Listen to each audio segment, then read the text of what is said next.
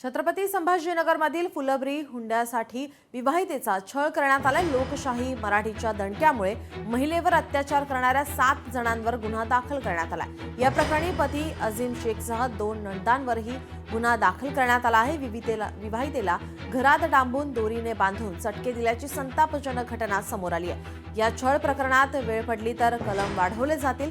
दरम्यान सर्व आरोपींच्या शोधासाठी टीम पाठवण्यात आले आहेत अशी माहिती समजत आहे।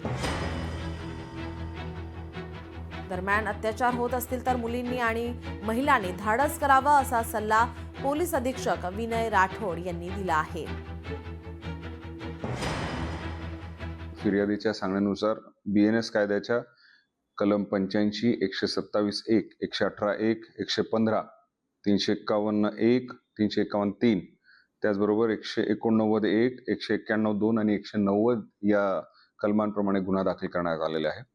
यामध्ये फिर्यादीने तिच्या सासरच्या लोकांनी व तिच्या नवऱ्यानी तिला चटके देऊन त्रास देऊन दिल्याबाबतची तक्रार केली होती आणि त्या अनुषंगाने गुन्हा दाखल करण्यात आलेला आहे। फिर्यादीच्या सांगण्यानुसार जे काही आरोपी आहेत ते निष्पन्न केलेले आहेत। 6 आरोपी जे आहेत ते आता पोलिसांच्या ताब्यात आहे आणि अटकेची कारवाई सुरू आहे। लोकशाही मराठी ऐका, पहा, जागरूक रहा।